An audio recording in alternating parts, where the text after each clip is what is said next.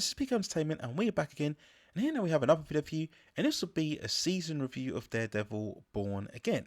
Now there'll likely be spoilers throughout, so just beware when going to this video, as well as potential ones for all movies and television series within the Marvel Cinematic Universe.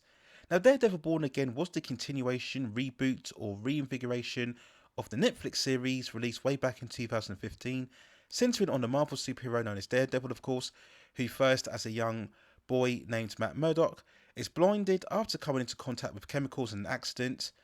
Gaining heightened senses and reflexes, he grows up to be a lawyer attorney at day, whilst at night taking on the identity of a costume vigilante, eliminating the criminal elements within Hell's Kitchen. Running for 3 seasons, the Netflix show gained a lot of critical and fan reception for its grounded, gritty approach, R-rated violence and performances, especially the interpretation of Wilson Fisk, aka Kingpin.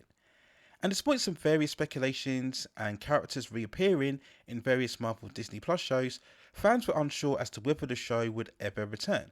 But eventually it did, and in a Disney Plus format, originally planned for an 18 episode season, it was then eventually reduced to 9 episodes.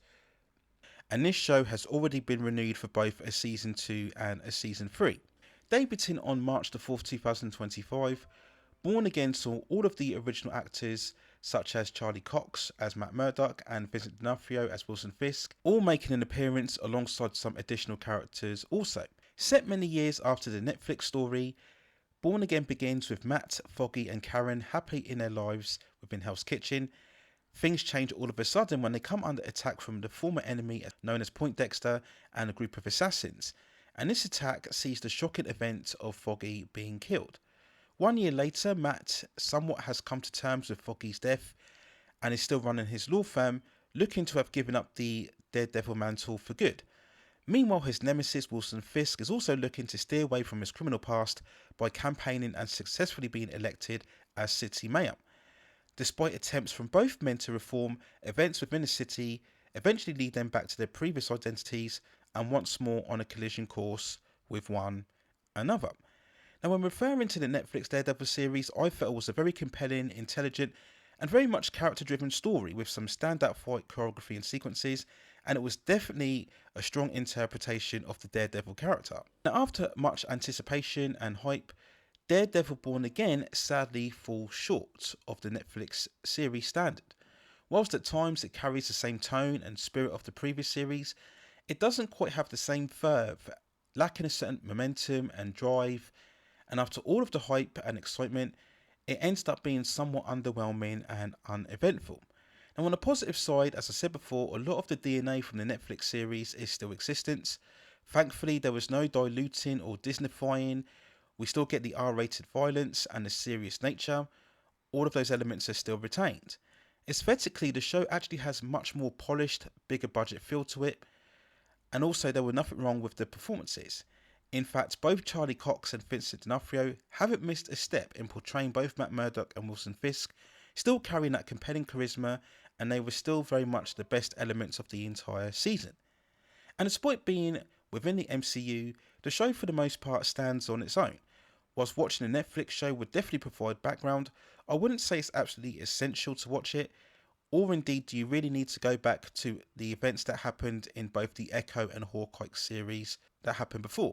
In actual fact, I would tend to ignore those series as they definitely deflated Kingpin as a character.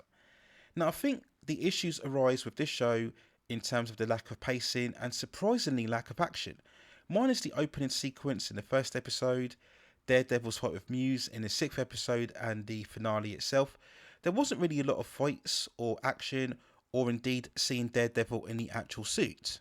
Now the Netflix show did this also, especially in its first season, where for the most part we saw Daredevil in the black suit, but they were building the character, showing his journey towards his superhero status, so that felt justified, even though I'd admit that they dragged that out far too much, especially going back to it within the 3rd season, where again he barely wore the costume throughout the entire episodes. Now I do understand that you can't have Daredevil in a suit all the time, and you do also have to focus within the other supporting characters, but I'd expect to see a lot more Daredevil than what we got throughout this entire season. And even the fight sequences themselves felt somewhat lackluster. A lot of the action Too much at times was darkly lit, using too much obvious green screen and edited cuts, and it really lacked the grittier authenticity that we saw within the Netflix show. The supporting characters weren't really that much to shout about, whether it was Heather Green as Matt's therapist girlfriend, or Kirsten McDuffie as his assistant attorney, or Daniel Blake's being the somewhat overconfident campaign manager of Wilson Fisk. All of these extensive cast of characters didn't really make an impression, and you probably could have cut half of them out of the story and it would have been no worse off for it. I also, like many fans, would have preferred to see a lot of the original cast on the Netflix show making a much more substantial return. Though it was welcome to see Deborah Ann Wolfe returning as Karen Page and also John Bernthal as the Punisher, with intentions to see further spin-offs of that character later on down the line within Disney Plus also. Now, a lot of the pacing issues lead to the fact that in terms of this season, we are essentially watching the first half of the initial planned 18-part season. The series has gone through various changes and rewrites before debuting, and you can really tell that whilst watching certain episodes, and at times they did tend to drag. Now, admittedly, sometimes the Netflix show itself also was slow in places, but we were always building towards something, and as well as that, we also had some fascinating backstory in both Matt Murdock and also Wilson Fisk, and this always kept the show engaging as it was building towards the eventual confrontation between the two. We'll quickly remark on the season finale, which saw the Punisher return to help break Matt out of prison after he got shot while saving Fisk. Both he and Daredevil fend off various assassins in a supposed big action sequence, but once more, like a lot what we saw throughout the season, it was undone by again too much dark lighting and slow motion, which really felt out of touch because, as previously, the action that we saw in the Netflix series didn't really rely too much on slow motion. It was much more of this visual, real-time, intense action, which made it far more intense. And the same goes for the Punisher sequence later on, where we see him getting surrounded by his somewhat worshippers as they take him in wanting to recruit him. There was some contradiction here as the task force sent by Wilson Fisk were assigned to take out all of the vigilantes within the city, and the Punisher being one of the biggest vigilantes of them all. So it didn't quite make sense why exactly they wanted to recruit him. We also see later that Matt and Karen uncover Fisk and Finesse's plans to launder all of their illegitimate funds. And this is laying the groundwork for what we'll see later on throughout season 2. We also see Fisk apprehending and killing the police chief in an admittedly gruesome scene as he rips apart and squeezes his face. That was very horrific to watch. Again, you do wonder whether any of these witnesses will use that information against Fisk later on down the line. And towards the end of the episode, we see Fisk announcing martial law within New York City and stating an all-out manhunt against all vigilantes. And this really was just a continuation of what we saw throughout the earlier stages of the season, especially when it came to the murdering of the White Tiger. We later see Matt assembling his own squad of sorts, and I wasn't really quite sure about this. The whole appeal of the Daredevil character, like so many of the street level personalities within the Marvel universe, is that they for the most part work on their own individually. But despite this, I very much liked the visual shots where we see Matt in the full costume standing in the cracked windows as the lightning dawned on his suit in crimson red, and I just hope we see more of this in the second season. Though if you go by the various screen images online, you'll note that in season 2 he will be wearing a black iteration of the costume. I'm not really excited about that because we've already seen a character in black in various series before. We then ended the episode of seeing Fisk with his underground captives, many of the people connected to the campaigns against him, and we also saw Frank being captured as well. And I found this a bit strange because I felt, why doesn't Kingpin just kill them? He surely can't expect to release these people at some stage and expect them not to say anything. At this point they are a liability, so why doesn't he just get rid of them?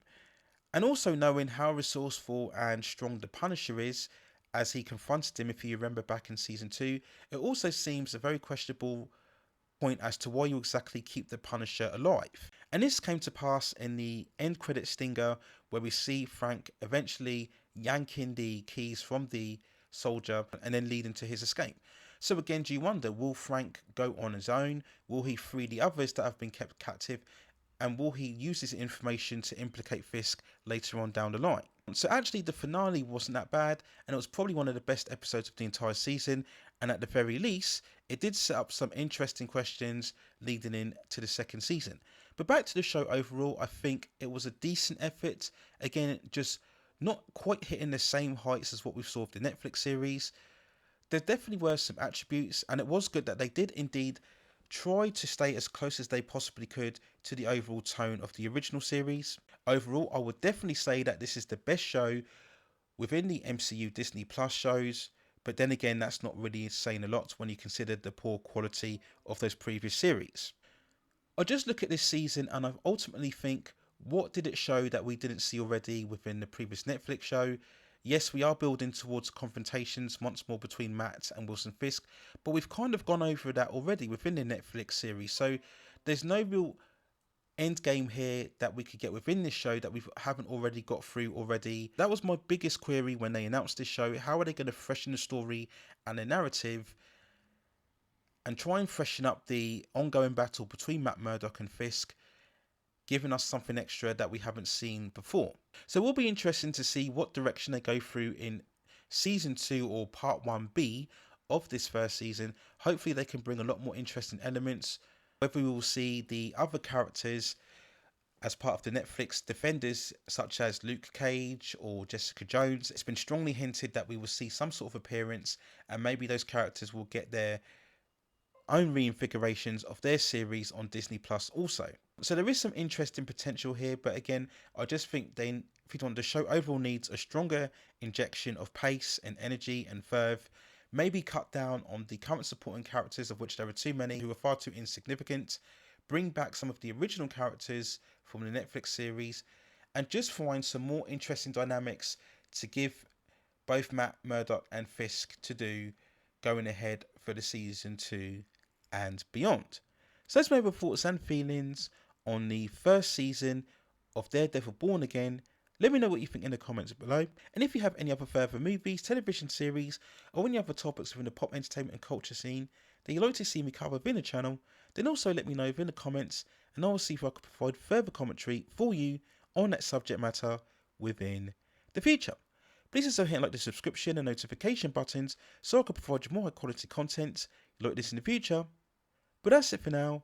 Take care of yourselves, and I will see you very, very soon.